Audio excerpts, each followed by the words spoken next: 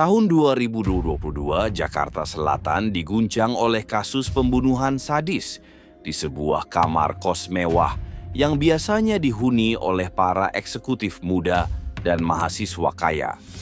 Hari itu, penjaga kos mencium bau menyengat dari salah satu kamar di lantai 3. Awalnya ia mengira ada makanan busuk yang tertinggal. Namun ketika pintu diketuk berkali-kali tak ada jawaban, ia pun menghubungi pemilik kos. Dengan kunci cadangan, pintu kamar dibuka dan pemandangan mengerikan pun tersingkap. Seorang wanita muda tergeletak tak bernyawa di atas kasur empuknya. Tubuhnya bersimbah darah dengan puluhan luka tusukan di bagian dada, perut, dan lengan. Bau busuk bercampur anyir darah memenuhi ruangan. Tubuh korban mulai membengkak, menandakan ia sudah tewas selama lebih dari sehari. Polisi pun segera dipanggil. Identitas korban diketahui sebagai mahasiswi salah satu kampus swasta ternama. Ia dikenal cantik, pintar, dan memiliki banyak teman. Namun di balik kehidupannya yang terlihat sempurna, korban ternyata menjalin hubungan gelap dengan seorang pria beristri. Pria tersebut sering datang diam-diam ke kosnya.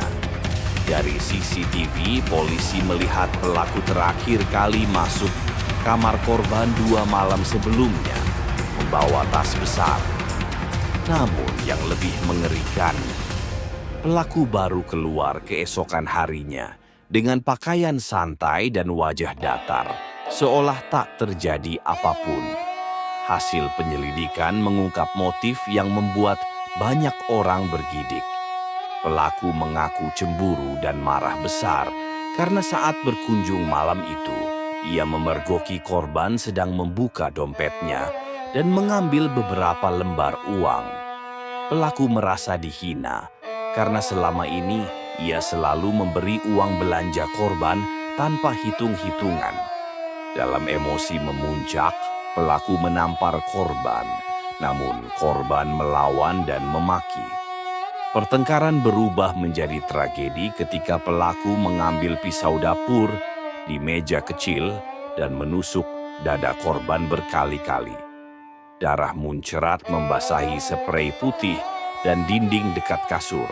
Yang membuat polisi semakin ngeri adalah pengakuan pelaku setelahnya. Bukannya panik atau kabur, ia justru duduk tenang di lantai, membersihkan pisaunya dengan tisu, lalu naik ke atas kasur dan tidur di samping tubuh korban semalaman. Ia memeluk jasad itu sambil menangis pelan. Katanya tak bisa menerima korban akan pergi dari hidupnya. Pagi harinya ia bangun, mandi di kamar mandi dalam kos, berganti pakaian bersih, lalu pergi meninggalkan korban yang mulai membiru. Pelaku kabur ke rumah keluarganya di luar kota, namun polisi dengan cepat melacaknya melalui sinyal ponsel. Ia ditangkap tanpa perlawanan. Saat diinterogasi, pelaku hanya mengatakan satu kalimat pelan. "Aku cuma nggak mau dia ninggalin aku." Kasus ini membuat banyak orang ketakutan. Bayangkan, di balik dinding tebal dan kamar kos mewah yang nyaman, bisa terjadi pembunuhan. Mengerikan semacam itu. Korban dimakamkan dengan tangis keluarga yang tak menyangka, sementara pelaku dijatuhi hukuman penjara seumur hidup. Kamar kos itu kini kosong, tak ada lagi yang mau menempatinya. Para penghuni percaya arwah korban masih tertinggal di sana, menatap siapapun yang berani masuk dengan tatapan pilu bercampur marah. Mereka bilang, kadang terdengar suara perempuan menangis pelan di malam hari dari kamar yang lampunya selalu padam itu. Jika kalian ingin mendengar lebih banyak kisah nyata tergelap dan paling menyeramkan seperti ini, share ke teman-teman kalian yang berani mendengar cerita nyata paling mengerikan di Indonesia. Sampai jumpa di episode berikutnya. hanya di Cerita Serem.